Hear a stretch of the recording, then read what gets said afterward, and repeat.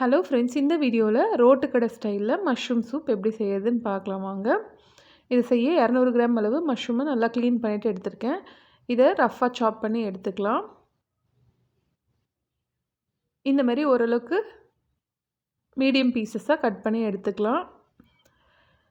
Next பெரிய வெங்காயம் ஒன்று பொடியாக நறுக்கி எடுத்திருக்கேன். இப்போ ஒரு பேன் சூடு பண்ணி அதில் 40 கிராம் அளவு வெண்ணெய் சேர்த்து உருக்கிக்கலாம். வெண்ணெய் லைட்டாக உருகினதும் 1 டேபிள் ஸ்பூன் அளவு இஞ்சி பூண்டு பேஸ்ட் சேர்த்து வதக்கி விட்டுக்கலாம். இஞ்சி பூண்டு பேஸ்ட்டுக்கு பதிலாக நீங்கள் பொடியாக நறுக்குன இஞ்சி பூண்டு அது அரை டேபிள் ஸ்பூன் அந்த மாதிரி கூட சேர்த்துக்கலாம்.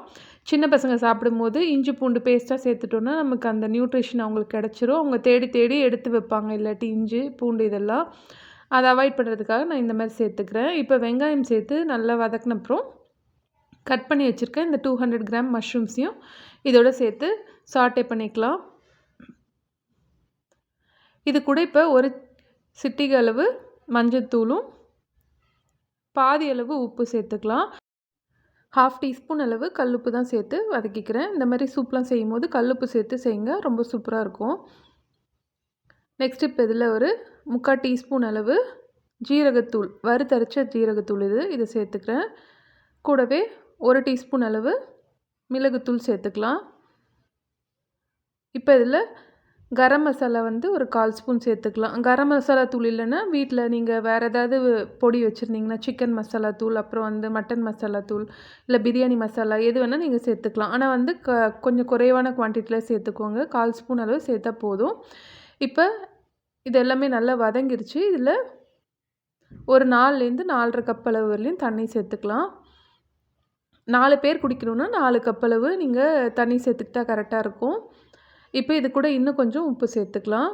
சேர்த்துட்டு இதை மூடி போட்டு ஒரு 7-8 நிமிஷம் நல்லா தகதகன்னு கொதிக்கிற வரலையும் கொதிக்க வச்சுக்கலாம். நெக்ஸ்ட் இப்போ ஒரு பவுலில் 1 டேபிள் ஸ்பூன் அளவு கார்ன்ஃப்ளவர் எடுத்து அதில் ஒரு 1/4 கப்பு தண்ணி சேர்த்து நல்லா கட்டி இல்லாமல் இந்த மாதிரி ஒரு விஸ்க் வச்சு கலந்து வச்சுக்கிட்டு இப்போ கொதிக்கிற சூப்பில் இதை சேர்த்துடலாம். சேர்த்துட்டு இதை விஸ்க் வச்சு நல்லா கலந்து விட்டுக்குங்க. அப்போ ஈவனாக எல்லா இடத்துலையும் நல்லா மிக்ஸ் ஆகிரும். சூப் ரொம்ப கெட்டியாகாது. 1 டேபிள் ஸ்பூன் அளவு நம்ம கார்ன்ஃப்ளவர் சேர்க்கும் போது இந்த மாதிரி நமக்கு எடுத்து குடிக்கிறதுக்கு நல்ல கரெக்டான கன்சிஸ்டன்சியில் இருக்கும்.